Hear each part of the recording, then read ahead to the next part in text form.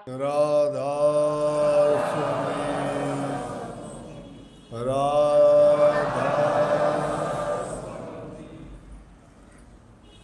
राधा स्वामी दयाल की दया, राधा स्वामी सहाय, राधा स्वामी। थोड़े समय में ही जितने सत्संग आपको साल में मिलने चाहिए उतने सत्संग मैंने यहाँ आके तुम्हें घर बैठे बिठाए सुना दिए। 12-13 सत्संग लगातार किए हैं। इतने तो साल में सत्संग वैसे भी सुनने नहीं जा सकते, पर मेरी एक मान्यता है और वो है भी सत्य कि सत्संग जितने भी जीव को मिले, जिस इंसान को जहाँ कहीं भी जितने सत्संग मिले उतने ही अच्छा है। अगर सत्संग से दूरी हो जाती है फिर भूल पड़नी शुरू हो जाती है, दुनियादारी के घेरे अपना शिकंजा कसना शुरू कर देते हैं,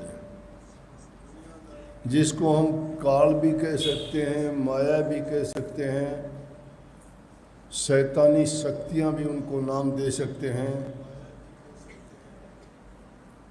क्योंकि वो नहीं चाहते कि ये रूहें यहाँ से संसार से निकलें, बल्कि वो तो चाहते हैं कि इसी संसार के झमेले में उनको फंसा के रखा जाए, तो नए नए प्रपंच रच देते हैं, जीव को इतबार विश्वास नहीं आने देते। नहीं पता चलता कि तुम्हारा हित किस चीज़ में है, नुकसान किस चीज़ में। और इस दुनिया का तो खेल ये है कि सच्चे को सच्ची नहीं, झूठे को पकवान, गोरस तो गलियों बिकर, मदिरा बिकर दुकान। सच्चाई को लोग नहीं मानते। साच कहूं तो कोई ना मानर, झूठ कही ना जाई हो। कबीर बात साची कहर, सबकी नजर से गिरा रहे। सच्चे को सुखी नहीं, कहने का मतलब जो सच्ची बात कहता है उसको सूखी रोटियां भी नहीं मिलती, और झूठे को पकवान। अब ये हालत जहाँ होगी तो जो भगत लोग बातें सुनते हैं भक्ति की, कल्याण की, हित की, खुशी की, दिल टूटता है उनका कि देखो हम सच्चे हैं, ईमानदार हैं, किसी को तकलीफ़ नहीं देते, फिर हमारे साथ क्यों होता है, हमें तकलीफ़ क्यों होती है, फिर लोग हमें ही दुख क्यों देते हैं। लेकिन जो बुरा करते हैं वो तो आराम से रहते हैं, मौज मस्ती करते हैं, आनंद लेते हैं, और हम देखो सच्चे होते हुए ये है कि सच्चे को सुखी नहीं मिलती। सुखी का मतलब सुख नहीं मिलता उनको, सूखी रोटी खाने में सुख थोड़ा मिलता है। और झूठे को पकवान, जो झूठ बोलते हैं उनको हर प्रकार की खुशी मिलती है। जिस प्रकार से देखो दूसरी जगह गोरस तो गलियों, गोरस कहते हैं दूध को, गाय का दूध, गौ रस जो देती है दूध, कि गोरस तो गलियों बिके, दूध वाला तो ड्राम लाद के गलियों में आवाज़ देता है, दूध ले लो बहन जी, दूध वाला आ गया, दूध ले लो। और शराब के लिए ठेके खुले हुए हैं, दुकानें खुली हुई हैं, वहाँ लोग अपने आप उनके पास जाते हैं, चाहे कितनी दूर हो, जैसे मंदिर में मत्था टेकने जाते हैं। उनको प्रचार करने की ज़रूरत नहीं, वो किसी को बुलाते नहीं, लोग अपने आप जाते हैं। अगर वो इनकार भी कर दे तो उसके सामने गिड़गिड़ाते हैं कि ना थोड़ी तो दे दे मुझे, पैसे नहीं तो कहता उधार कर ले, पैसे नहीं तो मेरी घड़ी रख ले, अंगूठी रख ले, चैन रख ले, मैं कल दे दूंगा, किसी से कहलवा देता हूँ। उसके लिए तो इंसान इतनी मेहनत करता है। और दूध कभी लेता ही नहीं, मतलब अच्छी बात को नहीं अपनाता, झूठ के लिए सारे उल्टे सीधे काम करने के लिए इंसान तैयार रहता है। अब भक्ति का मार्ग इसलिए कठिन है, जो कच्चे होते हैं, कच्ची चीज कोई भी आगे नहीं चलती। कच्चा बर्तन होगा टूट जाएगा, कच्चे ख्यालात वाला इंसान बार बार बदल जाएगा, उसकी आस्था बदलती जाएगी। कोई भी काम जो पक्का होता है, तुम्हारा इरादा पक्का है तो सही है, तुम्हारा विचार पक्का है किसी काम को करने का तो सही है, तुम्हारा विश्वास अगर पक्का है तो तुम्हारे सभी काम होंगे, तुम्हारा संकल्प अगर पक्का है तो कुछ भी करना चाहोगे उसमें आपको सफलता मिलेगी। लेकिन कच्चे जब तक हो, कच्चा तो बार बार बिगड़ता है, बार बार टूटता है, जैसे कुम्हार का घड़ा। लेकिन सोना, साधु और सज्जन, ये तीन चीजें 100 बार टूटने के बाद भी दोबारा फिर जुड़ती हैं। सज्जन, सोना, संत जन टूट जुड़े 100 बार, जैसे कुम्हार का टूट फिर न जुड़े। कुम्हार का घड़ा जैसे टूटने के बाद फिर नहीं जुड़ता, लेकिन सज्जन पुरुषों से टूट जाए फिर जुड़ जाएगी। सोना टूट जाएगा फिर पिघला के और गहना बन जाएगा। संत जनों से कितना मनमुटाव हो जाओ, उनसे विरोध हो जाए, लेकिन वो उनके साथ फिर जुड़ जाएंगे, क्योंकि उनको कोई किसी के प्रति द्वेष भाव नहीं है, द्वेष भाव नहीं है, पक्षपात नहीं है, वो पक्षपात रहित है, निरपक्ष। इसीलिए अपना सिख धर्म है, उसमें कितनी अच्छी बात कही है। उन्होंने कहा सत्य नाम, एक ओंकार, सत्य नाम, कर्ता पुरुष, निर्भय, निर्वैर। क्यों निर्भय है? निर्वैर है, किसी से बैर नहीं है। अजूनी से भंग, वो जन्म मरण में नहीं आता। गुरु प्रसादी, जब वो गुरु का दिया हुआ प्रसाद है, वो आदि सत्य, जुगादि सत्य, नानक होसी भी सत्य, कि वो सत्य है। वो सत्य सिर्फ प्रभु है, मालिक है। वो आदिकाल से सत्य है, आज भी सत्य है और आगे भी सत्य रहेगा। लेकिन उस सत्य के रास्ते पर चलते हुए लड़खड़ा जाते हैं। सत्य पर टिकना बड़ा कठिन है, और जो सत्य पर टिक जाता है तो वो कीमत पा जाता है, कीमत पाता है। जो अपना आपा सौंप देता है गुरु को, प्रभु को, वो कीमत पाता है। जिस प्रकार से ये लकड़ी जो देखते हो, जंगल का एक बांगा टेढ़ा पेड़ था, इसको काटा गया, सुखाया गया, छीला गया, और फिर इसको काट पीट के कितना सुंदर इसको कीमत मिल गई। ये पेड़ था जंगल का, कोई देख के कहता क्या है ये। लेकिन ये बढ़ई के पास गया, बढ़ई ने इसको काटा। अगर इसमें उस वक्त में ये शिकायत करता कि मुझे क्यों काटता है, बुरा लगता ना, काटते हुए पीड़ा होती है सबको। ये ना सोचना पेड़ों में जान है, पेड़ों में जान होती है। वो 84 लाख योनि के जीव में शामिल हैं, वो भी घास पेड़ पौधे शामिल हैं। और मेरी तो यहाँ तक सोच है, वो पेड़ पौधे बात भी करते हैं, वो हंसते भी हैं, उनको पीड़ा भी होती है, हंसते हैं, दुख होता है, और बात करना चाहो वो बात भी करते हैं। लेकिन हमारी वो बुद्धि, हमारी सोच वहाँ तक नहीं पहुँचती। हम तो सिर्फ दुनिया के झमेले में खो गए हैं, बारी दुनिया में खो गए हैं। बारी दुनिया की चीज़ों को जो ये आंख देखती है इसको सत्य मानते हैं, कानों से सुनते हैं उसको सत्य मानते हैं, जबान से बोलते हैं उसको सत्य मानते हैं, कोई रूप रंग आकृति है उसको सत्य मानते हैं। जो विदेह रूप है, जो गुप्त है, जो गायब है, गैब है, जो दिखाई नहीं देता उसको नहीं मानते हो। और वो भी तुम्हारे सामने प्रभु अगर आपके सामने खड़ा हो जाता तो तुम्हें पता लग जाता कि हाँ ये है। अब उसको मानते नहीं हो, क्योंकि वो एक देशी नहीं है, एक कण में नहीं है, वो हर जगह है। तो हर जगह रहने वाली चीज़ बहुत विशाल है। उस विशालता में हम भी उसी के अंदर छिपे हुए हैं, इसीलिए वो हम में है, वो हम उसमें है। वो हमसे जुदा नहीं, हम उससे जुदा नहीं।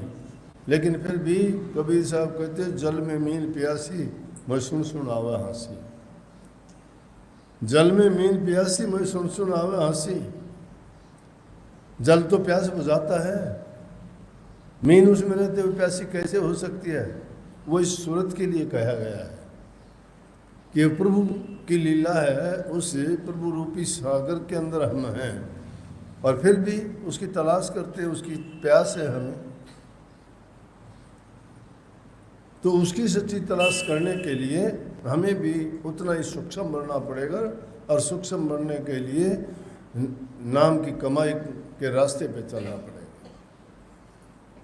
ये दुनियादारी की जो चीज़ें हैं उनसे उपरांतता करनी पड़ेगी, उनसे अपना मुंह का बंधन थोड़ा कम ढीला करना पड़ेगा। उनको सब कुछ नहीं मानना, उनको ज़रूरत की चीज़ समझ के उनका उपयोग करना, लेकिन वो सब कुछ और सत्य नहीं है। इसलिए संतों ने कहा कि अपने आप को गुरु के अर्पण जब कर देते हो, जो चीज़ अर्पण कर देती है वो इज्जत और मान पाती है। जिस प्रकार से सुनार सोने को लोहे की भट्टी में गड़ाता है, उसको गड़ा के उसको पीटता है, उसके ऊपर जंग है या कोई मिलावट उसको निकाल देता है, खालिश बनाता है उसको, फिर सुंदर गहने बनाता है। और वो गहने किसी सुंदर स्त्री के, किसी रानी के, किसी अमीर के गले में पड़ के कितनी इज्जत और मान पाता है वो सोना। अगर देखो तो पहले क्या था, लेकिन उस सोने ने शिकायत नहीं की कि मुझे पिटाई ना करो, मुझे अग्नि में ना जलाओ। इस प्रकार से जीव भी उस भट्टी की तरह से जब तक तपाया नहीं जाता, जब तक गर्म नहीं किया जाता, जब तक पीड़ा इसको नहीं सही जाती, तब तक ये भी कीमत पाने के लायक नहीं बनता। इसलिए सतगुरु कई बार ऐसी परिस्थितियां पैदा करते हैं जिससे शिष्य को यह आभास हो, उसको लगे कि जीवन कठिन है, उसको लगे कि कोई गुरु शिष्य का नाता नहीं, उसको लगे कि कोई धर्म कर्म नहीं, उसको लगे कि कोई प्रभु परमात्मा नहीं, दुनिया ऐसे ही चलती है। और गुरु के को तक समझना जीव के बस की बात तो नहीं है। लेकिन अगर कही है कि द्वार धनी के पड़ा रहे धक्के धनी के खा, कभी तो धनी निवाज है जो द्वार छोड़ नहीं जा। धनी कुन गुरु के द्वार पे अगर पड़े रहोगे तो चाहे तुम्हें मान मिले, सम्मान मिले, ना मिले, कोई बात नहीं। जिस प्रकार से एक घरबारी परिवार वाले हैं, कुत्ता आके तुम्हारे दरवाजे पे बैठ जाता है, रोजाना तुम्हारे पास रहता है और कहीं नहीं जाता, या तुम्हारे घर में ही आके तुम उसको पाल लेते हो, पालतू है वो, उसको ना संभालोगे तो भी वो शिकायत नहीं करता। लेकिन घर को छोड़ के वो कहीं बाहर नहीं भागता, उसको पता है तेरा धनी है, वो कभी ना कभी तेरी संभाल करेगा और रोटी डालेगा। तो कबीर साहब जैसे संतों ने शिष्य की तुलना कुत्ते जैसी की है, सीधी कही है कि सेवक कुत्ता गुरु कर मोतियावा का नाम।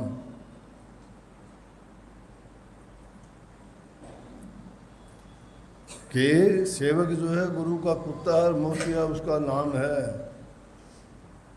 अगर तू करे तो पास आ, नहीं तो दूर भगा देता है उसको। ये अवस्था होनी चाहिए कि जब उनको प्यार से कर बुलाता है तो पास जाओ, नहीं बुलाता है तो रहो। लेकिन अपनी जगह और स्थान को नहीं त्यागना। अपने आप संभाल लेंगे, वो परीक्षा की घड़ी है, वक्त है। जितने भी महान बने सबको परीक्षाएं देनी पड़ी। संतों की तो बात छोड़िए, और भी कितने राजा महाराजाओं की कहानी सुनते हो। राजा हरिश्चंद्र की देखो, राजा नल की देखो, राजा भर्तरी की देखो। उनकी कहानी बताऊं, किससे बताऊं तो बड़े लंबे चौड़े हैं। लेकिन भावना इंसान की जब शुद्ध होती है और वो कुछ पाने की चेष्टा करता है तो उसको कुछ गंवाना भी पड़ता है। बिना दिए कुछ भी नहीं मिलता इस दुनिया में। जहाँ कहीं भी जाओगे कुछ लेने के लिए आपको देना ही पड़ेगा। हर चीज का मूल्य देना पड़ता है। शेख फरीद ने तो अपने गुरु के लिए आंख निकाल के दे दी थी।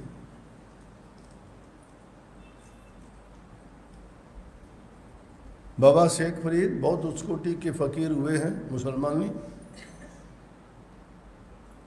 अपने यहाँ उत्तरी भारत में मुन्नुद्दीन चिश्ती की दरगाह अजमेर शरीफ में गए उनके पास।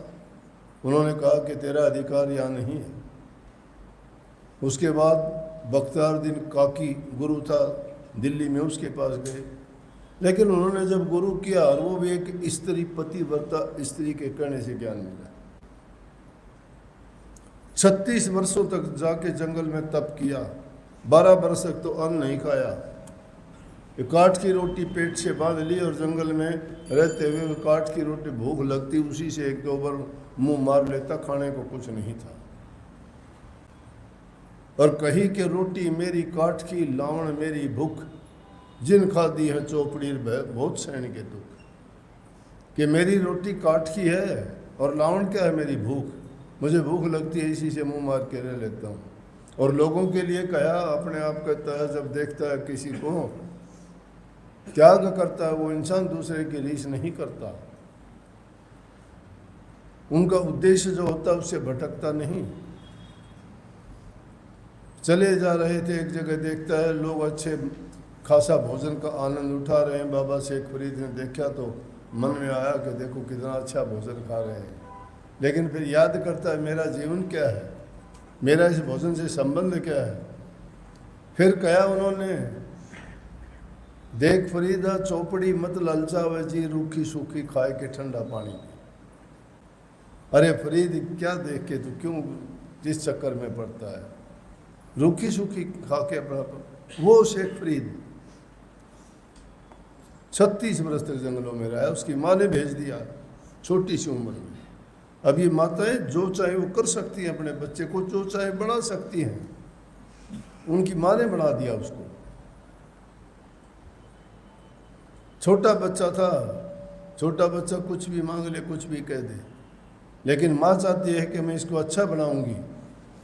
उसकी माँ कहती थी बेटा कुरान शरीफ पढ़ा कर रोजाना, याद किया कर, मैं तुझे सिखाऊंगी। बोले मुझे क्या मिलेगा, क्यों करूँ। हम भी कह सकते हैं राम की भक्ति क्यों करें, हमें क्या मिलेगा। तो उसको बढ़ाने के लिए क्या कहती है, उन दिनों में गुड़ शक्कर ही मिठाई थी और नहीं मिलती थी ये चीज़ें। ये तो आज के युग में ज़्यादा है, वो सुलभ नहीं थी, कहीं नहीं मिलती थी। बोले बेटा अगर तुम कुरान शरीफ पढ़ेगा ना और याद करेगा, शक्कर मिलेगी तेरे को। शक्कर देंगे भगवान, अल्लाह तेरे को शक्कर देगा। कब देगा कि जब तू उसको पढ़ेगा तो तेरे को सुबह तेरे सिराने रखे मिलेगी। रात को रख देती, सुबह उठ के देखता तो उसको शक्कर मिलती। और उस लालच में थोड़ी सी उम्र में ही कुरान शरीफ याद कर ली। थोड़ा बड़ा हुआ, उसकी माँ ने कहा बेटा भक्ति ये नहीं है, ठीक है ये ज्ञान है, परंतु जब तक इंसान अमल नहीं करता है। बोले वो कैसे हो कि जंगल में जा और जंगल में जाके सब चीज़ों को एकांतवास कर त्याग के तुम पर उसका अल्लाह ताला का ध्यान लगा। गया जंगलों में, माँ के कहने से गया। तड़प लगी उसको, तलाश थी, बिरह पैदा हो गई कि जो ऐसी चीज़ है जो सर्वशक्तिमान है, जो सारे संसार दुनिया को चलाता है, सुख दुख लाभ हानि सब उसके बस में है, तो उसकी भक्ति मैं जरूर करूँगा। 12 वर्ष जंगलों में गया, नाना धोना कुछ नहीं, मस्ती में अपने ध्यान किया। बड़े बड़े बाल हो गए, शरीर पर मिट्टी मैल गंध चढ़ गई। 12 साल के बाद घर आ गया। जब 12 साल पूरे हुए, माँ ने देखी उसकी हालत, नहलाया धुलाया, उसको खाना खिलाया। बाल सूट जाए उसके, 12 वर्षों बाद बाल बहुत उलझ जाते हैं। तुम रोज़ाना कंघी करते हो फिर भी उलझ जाते हैं। और 12 क्यों कि उसकी माँ ने पूछ लिया, बेटा खाया क्या तूने, भक्ति की क्या खाया। ये बात मैं जिस चीज़ के लिए बता रहा था कि पेड़ों में जान होती है। बोला पेड़ों के पत्ते, उनके फूल फल तोड़ के खा लेता है। बोला उनमें तूने तो कष्ट दे दिया। बोला उनको क्या कष्ट होता है पेड़ों को। बोला बेटा उनमें जान होती है। बोला उनमें क्या जान। बैठ के उसके बाल सुलझाने लगी, कंगा उनमें फंसा के और खींचने लगी। बोला माँ ये इस तरह से बालों को ना खींच दो। बोली क्यों, क्या बात है। बोला मुझे दर्द होता है। बोले पेड़ों को भी ऐसे ही दर्द होता है। बोला तो क्या करूं। बोले फिर जा तू, अभी तेरी भक्ति पूरी नहीं। 12 साल के लिए फिर भेज दिया। फिर गया और बोला कि खाऊंगा क्या। बोला अब कुछ भी नहीं खानी, एक काठ की रोटी बनवा ली, वही पेट में लटका ली। जाके तप करने लग गया, दीमक सट गई उस पे, और यूं लगता जैसे किसी सूखे हुए पेट पर दीमक चढ़ गई। एक दिन एक लकड़हारा आया, लकड़हारे ने आके कुल्हाड़ा मारा। उसने सोची कि दीमक हट जाएगी, नीचे सूखी लकड़ी लिकड़ेगी, इसको काट के लेके जाऊंगा। वो दीमक हटी तो देखता है कि वहाँ तो इंसान बैठा है। माफ़ी मांगने लग गया कि भाई मुझे पता नहीं था। ने बोला कोई बात नहीं, हमने दोनों का एक ही कारण है, तू लकड़ी की तलाश में आया, मैं खुदा की तलाश में आया हूँ। तलाश तो भी थी, तलाश मुझे भी है।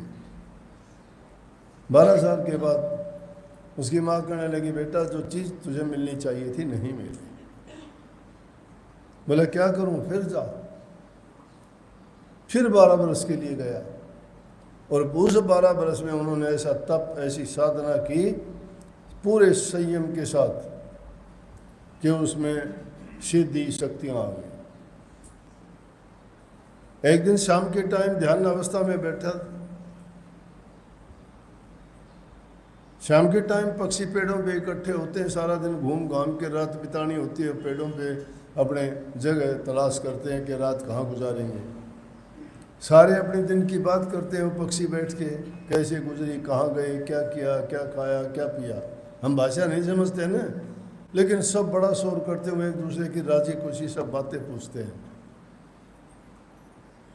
सब के सब वो ज़्यादा चिड़िया शोर करने लगी तो शेख फरीद कहने लगा, चिड़ियों तुम मेरे ध्यान में भंग करते हो, मर जाओ। ये बात कहनी थी, सारी चिड़िया मर गई। होश आया कि मैंने क्या कर दिया, मैं किसी को दुख क्यों दूं, मेरे कहने से इतनी चिड़िया मर गई थी, पाप लग गया। लेकिन उसी टाइम ख्याल भी आया कि मेरे कहने से मर सकती है तो मेरे कहने से जीनी भी चाहिए। बोले सब चिड़िया जिंदी हो जाओ। उसने कहा जिंदी हो जाओ, सारी की सारी जिंदा होके उड़ गई, मस्त हो गया। ओह, माँ ने जिस काम के लिए भेजा था वो चीज़ मिल गई मुझे, मेरे अंदर सिद्धि शक्तियाँ आ गई, परमात्मा मिल गया मुझे, मैं अब सब कुछ कर सकता हूँ। चल पड़ा इसी मस्ती में, माँ को जाके बताऊँगा कि ये किया मैंने, वो किया, इतना तप किया और मेरे अंदर ये शक्तियाँ हैं। रास्ते में आया तो उसको प्यास लगी, एक कुएं पे एक स्त्री पानी निकाल रही थी। नई शादी होने के बाद थोड़े दिन पहले ही उसकी शादी हुई होगी। पानी निकाल रही थी, जाके कहने लगा, ए लड़की पानी पिला मुझे। रोब से बोला पानी पिला मुझे। उस लड़की ने उसकी तरफ देखा, कुएं से पानी निकाल के पानी बाहर फेंक दिया। वो बड़ा हैरान हुआ कि पानी पीने के लिए मैंने बोले, ये पानी बाहर फेंक रही है। फिर दोबारा से उसने पानी निकाला, फिर बाहर फेंक दिया। कहने लगा, उसने सोचा लड़की को सुनाई नहीं दिया होगा। बोला सुना नहीं तुझे, पानी पिला मुझे। फिर भी नहीं पिलाया, पानी निकाल दो। दोबारा रोब से बोला, बोला लड़की सुनता नहीं तुझे, पानी पिला। बोला फकीर जी ज़्यादा गुस्से में आने की ज़रूरत नहीं है, मैं वो चिड़िया नहीं हूँ कि तेरे कहने से मर जाऊँगी, तेरे कहने से जिंदा हो जाऊँगी। फकीर तो आसमान में उड़ रहा था, धड़ाम से ज़मीन पे गिरा आके। फरीद साहब कहने लगे, चुपचाप खड़ा हो गया वहाँ पे, क्या बोलूँ क्या कहूँ। लड़की वहाँ तो जंगल में कोई नहीं था देखने वाला, इस लड़की को कैसे पता। जब वो पानी और कुछ निकालने के बाद में, और पानी निकाल के कहने लगी ये लो पानी पी लो। जब पानी पिलाने के लिए दिया तो कहने लगा, ये बता मुझे, पानी तो बाद में पीऊँगा, कि पानी बाहर फेंक रही थी मुझे क्यों नहीं पिलाया। बोला पानी तेरे ज़रूरी काम था, मेरा पिलाने से पहले ज़रूरी काम। बोला वो कौन सा? कि फलाने गांव में मेरी बहन रहती है, उसके घर में आग लगी थी, मैंने वो आग बुझाई है। बोले यहाँ से आग बुझाई है तुमने? बोले हाँ। दूसरी बात मेरी ये है कि तुझे क्या पता कि चिड़िया मैंने मार दी थी फिर जिंदा कर दी, वहाँ कोई नहीं था, आपको कैसे पता? बोले फकीर साईं ये छोटी मोटी बात है, इनका क्या करना, अपना काम जो आपने करना करो। बोले नहीं बताओ मुझे, आप में ये शक्ति कहाँ से आई कि आपको ये सब पता लग गया, इतनी दूर से आग भी बुझा दी।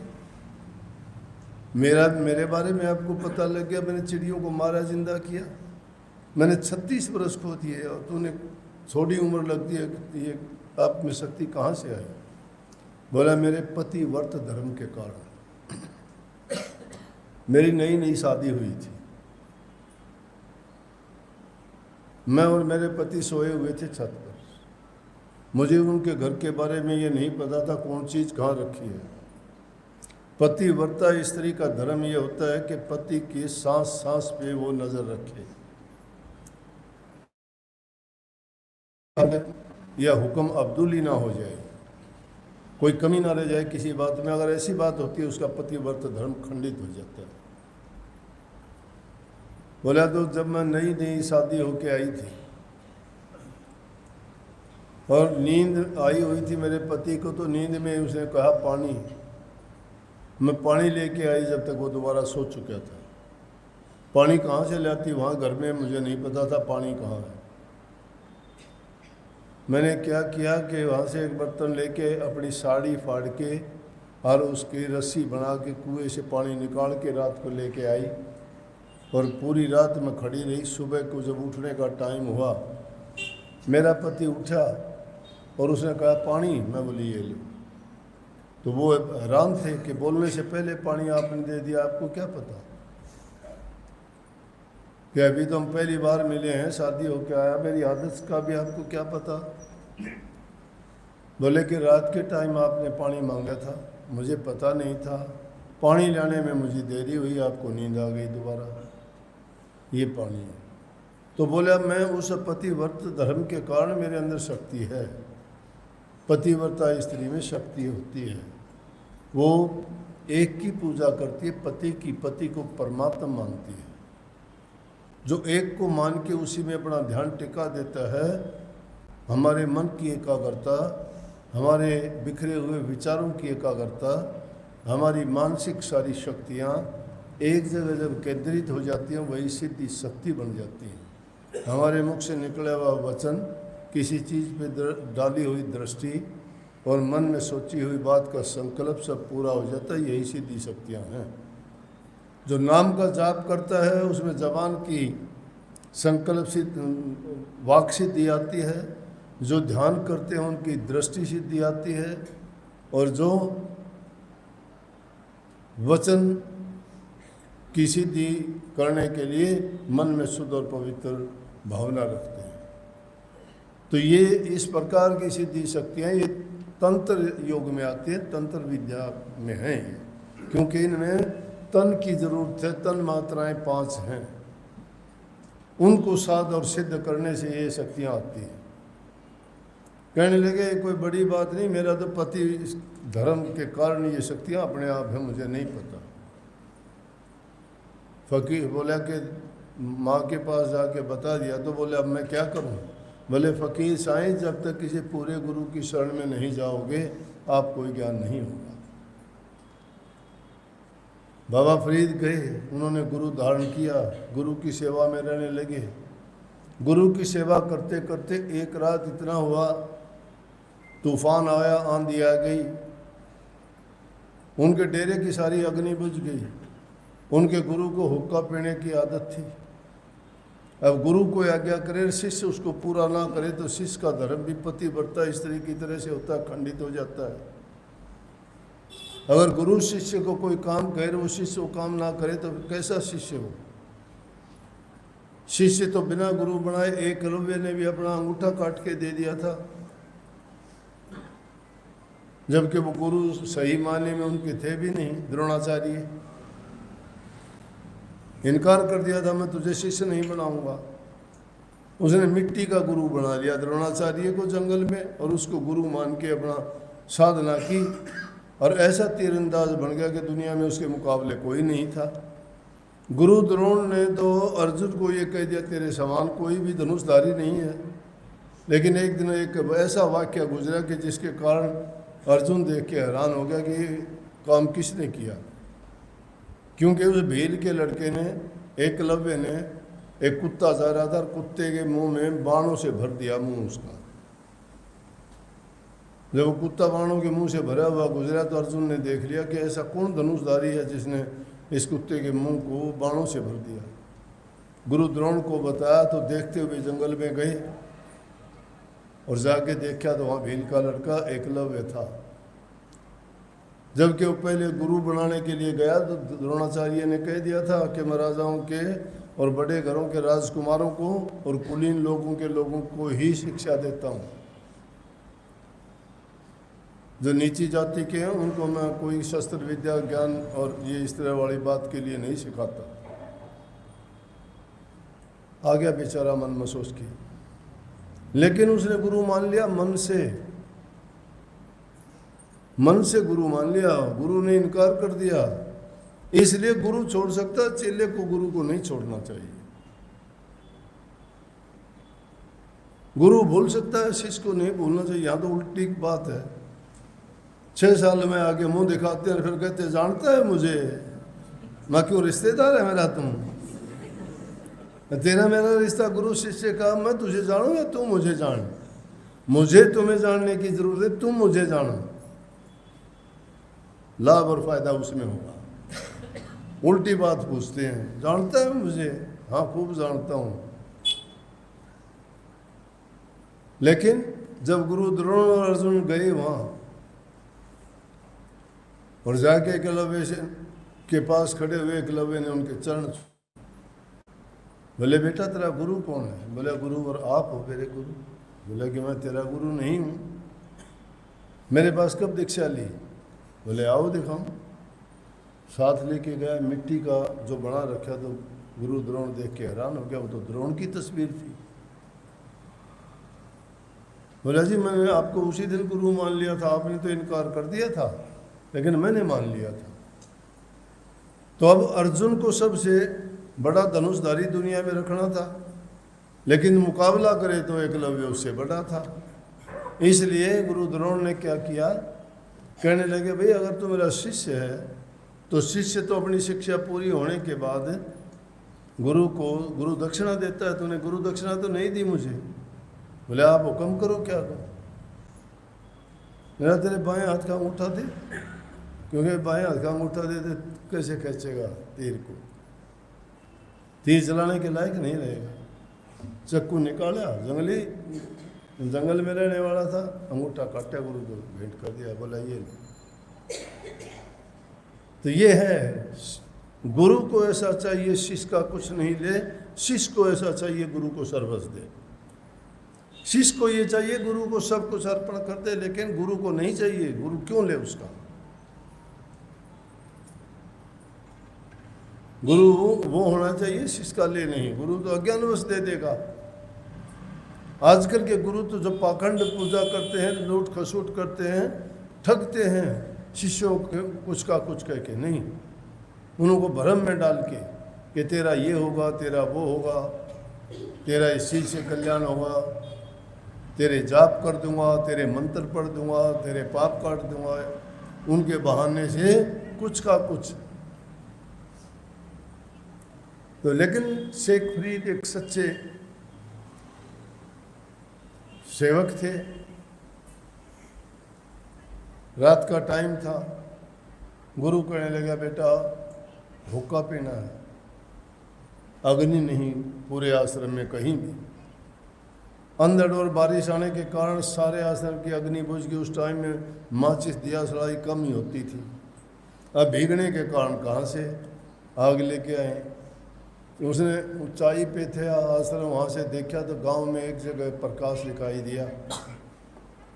शेख फरीद वहाँ से चले और जाके गांव में उस घर में दरवाज़ा खटखटाया। ऊपर से आवाज़ आई, कौन है? बोले कि मैं हूँ। आके नीचे दरवाज़ा खोला, कहने लगे और थी, बहन जी मुझे थोड़ी आग चाहिए। गांव में कहीं और आग नहीं, आपके घर में ही रोशनी दिखाई दी इसलिए आया हूँ। और वो एक वैश्या का घर था। लेकिन शिष्य को इस चीज़ से कोई मतलब नहीं किसका घर था। शिष्य को प्रसन्नता गुरु की चाहिए थी। कहने लगे बहन जी मुझे आग चाहिए। कहने लगी पता है तू किसके पास आया है? बोला नहीं पता। जिसको कुछ देखना ही नहीं उसको क्या पता? बोला हम वैश्या है। बोला कोई बात नहीं, मुझे अग्नि दे दो। बोला तुझे इतनी अग्नि की क्या ज़रूरत है? बोला मेरे गुरु के पास रहता हूँ, गुरु को हुक्के की तलब आई है और वो मेरे से कहा तो मेरा फ़र्ज़ बनता है मैं उनकी इच्छा को पूरी करूँ। बोला तुझे ये पता है कि हम फ्री में कोई चीज़ किसी को नहीं देते। हमारे पास जो आता है उसको देना पड़ता है कुछ ना कुछ। अब फ़कीर था, क्या था उसके पास? एक कम्बल ओढ़ रखा था उसने, कपड़े भी नहीं थे बदन पर, बारिश में भीगता हुआ आया था। कहने लगे अब तो मेरे पास कुछ नहीं है, कल को दे जाऊंगा, बोलो क्या देना है? बोले नहीं हम उधार नहीं करते। और ऐसा ही तो गुरु वाला है तो बोला और तो मेरे पास है नहीं कुछ भी। नहीं, क्यों नहीं? तेरी आंख निकाल के दे दे, अग्नि दे दूंगी। उंगली डाली आंख में से, आंख निकाल के दे दी। बोला ये आग लेके गया, गुरु के पास पहुंचा, हुक्का भर के दिया। हुक्के में जब गुरु ने, क्या लीला थी, संतों की लीला का पता नहीं। हुक्के की जब खींचा उसने तो हुक्के की चिलम से आग की वो निकली लपट। तो उसने उस आँख पे पट्टी बांध ली थी कि गुरु को ना पता लग जाए कि भाई आँख दे के लेके आग ले आया। कहने लगे अरे भाई ये आँख पे पट्टी कैसी है? गुरु को तो पता था सारा, जानना चाहते थे। बोला जी ये तो आग ही। आग ही जानते हो कैसे? हम कहते हैं ना आँख जब दुखनी आ जाती है। बोला जी ये तो आग ही। बोले आग ही तो पट्टी हटा, पट्टी क्यों बांध रखी है? उन्होंने आग ही का मतलब कहा कि जो खोई हुई चीज़ थी वो वापस आ गई। उसने पट्टी हटाई तो देखा आँख है। और कहने लगे बेटा वो आँख तेरी प्रभु की दी हुई है, उसके बराबर की आँख तो मैं नहीं दे पाया तुझे, ये थोड़ी सी उससे छोटी है। और उसके बाद के 22 गुरु जो हुए फरीद, एक फरीद नहीं हुआ, उस गद्दी पर आगे आने वाले फरीद ही हुए। 22-24 फरीद हुए, उनकी सब की दाई आँख एक छोटी हुई। वो दाई आँख छोटी हुई सबकी, ये पहचान थी उनकी। तो इतना समर्पण, इतनी सेवा, इतना त्याग, इतनी परीक्षा की घड़ी, इन चीज़ों को सहन करना हर एक के बस की बात नहीं है। जिनकी ऊंची उड़ानें होती हैं, जो अपने लक्ष्य को जाना चाहते हैं, वो परवाह नहीं करते। हनुमान जी ने 400 योजन समुद्र लांघ दिया, 400 योजन का समुद्र। कहने लगे ना भाई मेरे बस की बात नहीं, इतना थोड़ा मेरे से जाया जाता है। लेकिन इंसान जब अपने विचारों से हार जाता है वो काम नहीं कर पाता। दूसरे वहाँ पर जो भी थे, जामवंत थे, नळनील थे, सब ने याद दिलाया उसको, हनुमान जी आप में बड़ी शक्ति है, बचपन में आपने सूरज को ही मुंह में रोक लिया था, और आप तो ये तो क्या समुद्र, ऐसे ऐसे तो बता कितने समुद्र लांघ सकते हो। बोले अच्छा तो चलो भाई जाता हूँ मैं। इंसान को हमेशा अच्छी सोच देनी चाहिए, सकारात्मक विचार देने चाहिए, उसके विचारों को शक्ति और ताकत मिलती है। गुरु हमें क्या देता है? गुरु हमें यही तो शक्ति और ताकत देता है, हमारी सोई हुई भावनाओं को जागृत करता है। मुर्दा ना बनो, जिंदा इंसान बनो। छोटी सी पीड़ा, तकलीफ, दर्द, बीमारी आता है, रोज मरते हो, हाय मरूंगा, अगले देखते हो नहीं मरते तुम तो हो, फिर कहते हो मुझे तो बुखार हो गया मरूंगा, फिर भी नहीं मरते, जिंदा मिलते हो। अरे तुम रोजाना मरते हो छोटी छोटी बात के लिए, नहीं मरते, और मरोगे उस दिन कोई रोक नहीं सकता। मरोगे मरोगे मर जाओगे, कोई न लेगा नाम, उस बसता देश उजाड़ के बसाओगे उजड़ा गांव। ये मुर्दों का काम है,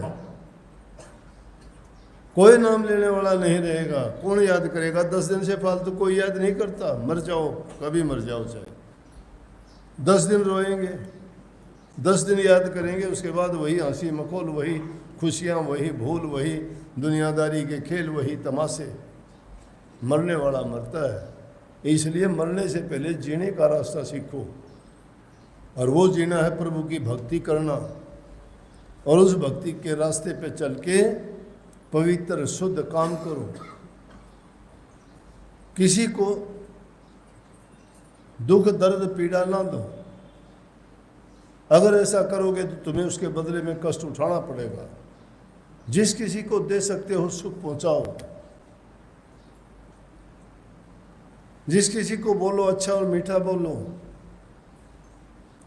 किसी में हीन भावना होती है उनको दुर्बलता ना दिखाओ, उसको ढाढ़स बंधवा के उनके विचारों को शक्ति और ताकत दो। विचारों से इंसान गिर जाता है, उसको कोई नहीं उठा सकता। नजरों से इंसान कब गिरता है? नीच कर्म करने से। चाहे वो उसको कहो ना, लेकिन नजरों से जो गिर जाता है, कुछ भी ना करने से भी उस इंसान की कदर नहीं रहती। लेकिन जो इंसान नजर में चढ़ जाता है, और संतों की तो चढ़ा नजर होया बजर, जो संतों की नजर में चढ़ जाता है और जिन पर कृपा दृष्टि पड़ जाती है,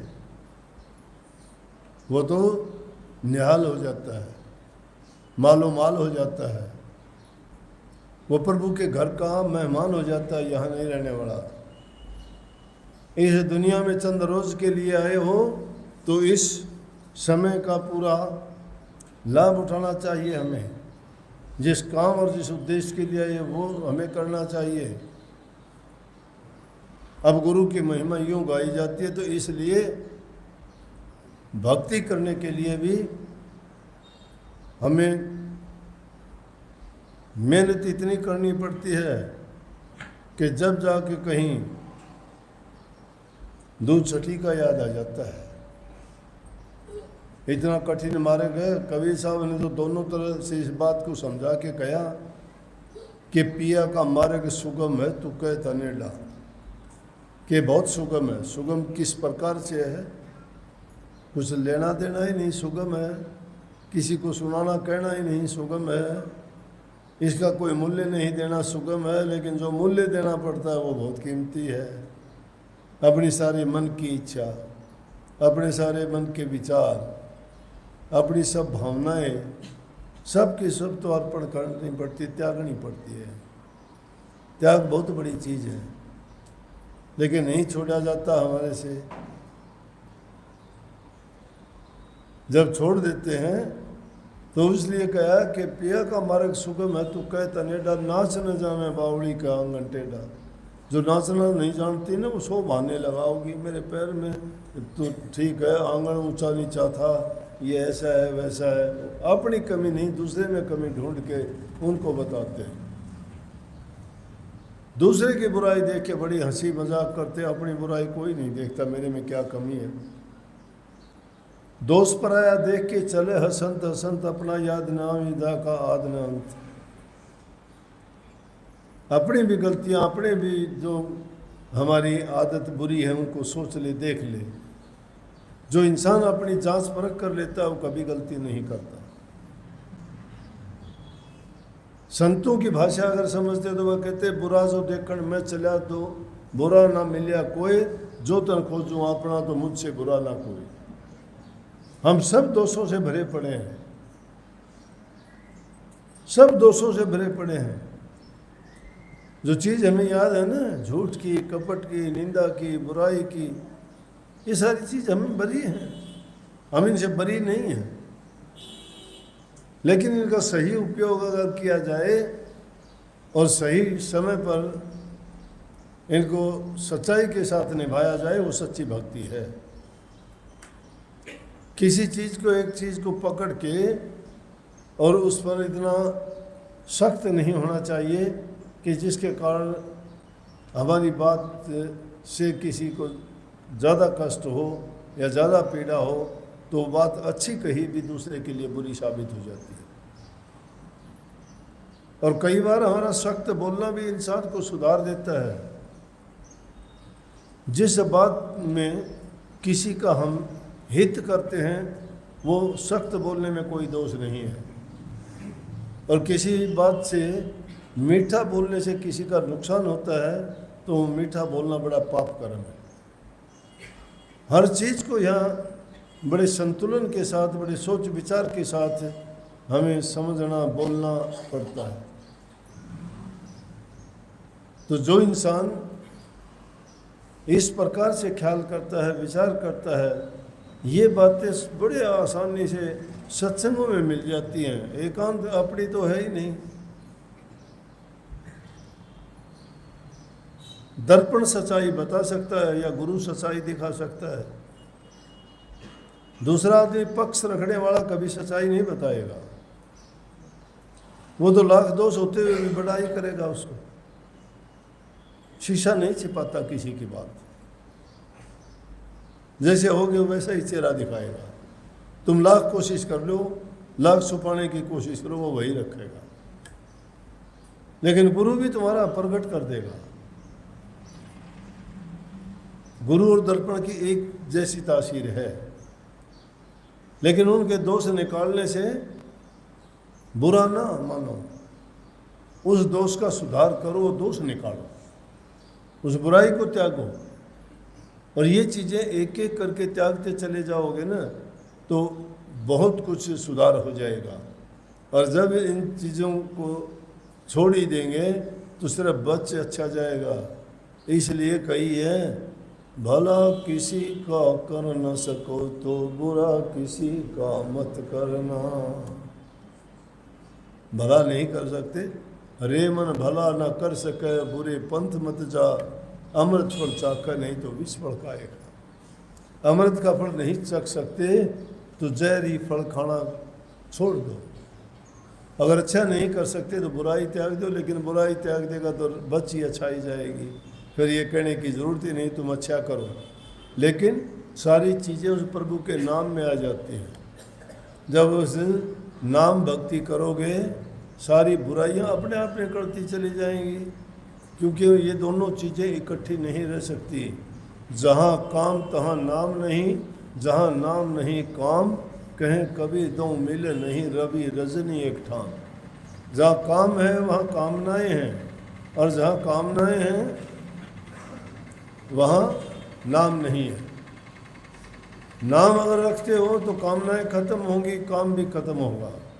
लेकिन काम को भी समझना चाहिए। काम काम सब कोई कहे, काम ना चीन्या कोई, जितनी मन की कल्पना और काम कहावे सोए।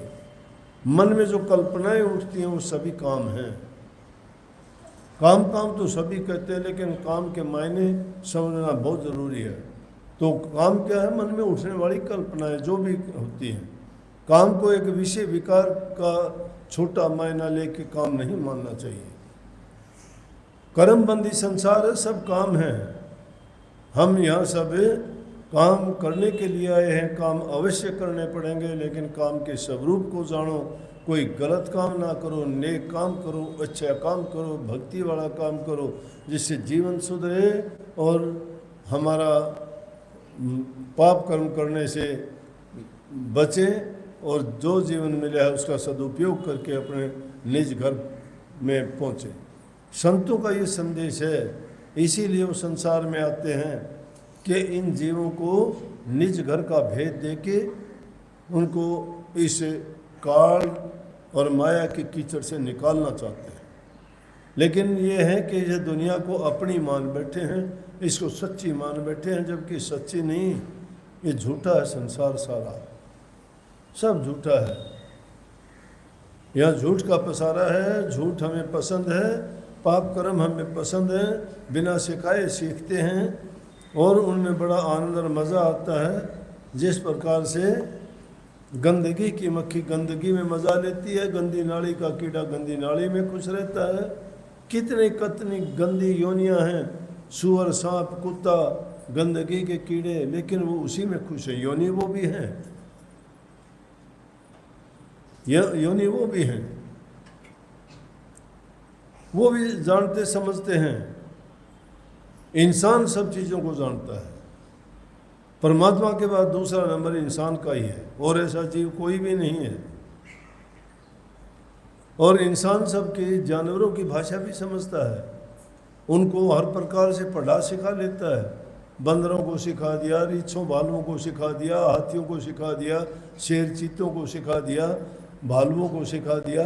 सर्कसों में उनको नचाते हैं, मनमर्जी कया काम करवाते हैं उनसे भाषा बोल के कहते हैं। वो उठना बैठना थोड़ा जानते हैं, वो उनसे जो बोल के करते हैं, उनका कहने से करता है। सिखा दिया इंसान ने उनको। जब इंसान ने उनको कैसे सिखा दिया, ये तो परमात्मा ही कर सकता है। लेकिन परमात्मा के बाद दूसरा दर्जा है। इंसान ने नकली दुनिया तो बना दी, मिट्टी के खेल खिलौने आप अनेकों बना दोगे, प्राण नहीं डाल सकते उसमें। उसने ये मूर्तियां बना के इनमें प्राण डाल दिए, ये शक्ति उसमें है, वो परमात्म शक्ति है। इसलिए सर्वशक्तिमान है, उसको जब हम पूजेंगे, याद करेंगे, तो ही हमारा कल्याण का रास्ता खुलेगा, और दूसरा कोई रास्ता नहीं है। मैंने बात कही थी ना पेड़ पौधों की भी, मैं तुम्हें बताता हूँ तरीका। जिस पौधे में अच्छे फूल खिले हों, जब उसके पास जाओगे और किसी भी फूल को तोड़ोगे, तुम देख लेना उस पेड़ पौधे का रंग क्या हो जाएगा। फूल तोड़ने के बाद उदास हो जाएगा।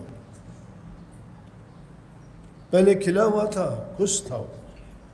उस पौधे के जिसमें फूल फल लगे होते हैं, खिले होते हैं, उसके पास जाके देखो, कुछ क्षण के लिए उनकी तरफ गौर से देखो, कल्पना करो उनकी कि इस पेड़ के अंदर, वो पेड़ आपको इतना खुश नजर आएगा जिस प्रकार से एक बड़ा परिवार अपनी संतान को देख के खुश होता है।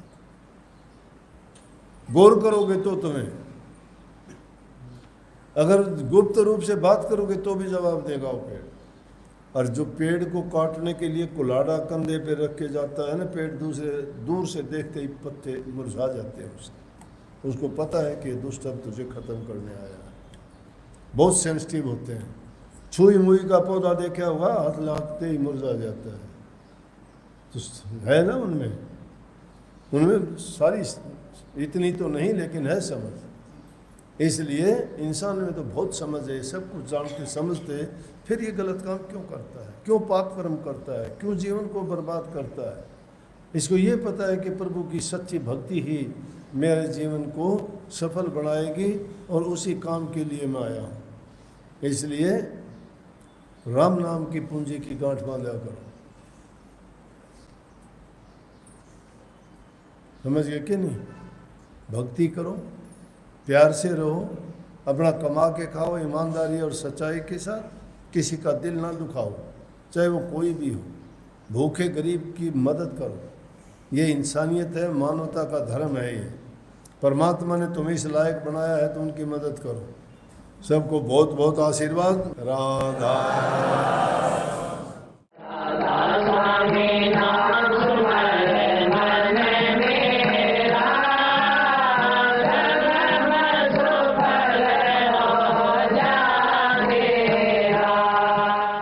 आप हमारे संत वाणी चैनल को सब्सक्राइब करें, वीडियो को लाइक करें, शेयर करें और हाँ, बेल आइकन पर क्लिक करना बिल्कुल ना भूलें ताकि हमारी किसी भी वीडियो की सूचना सबसे पहले आपको मिले।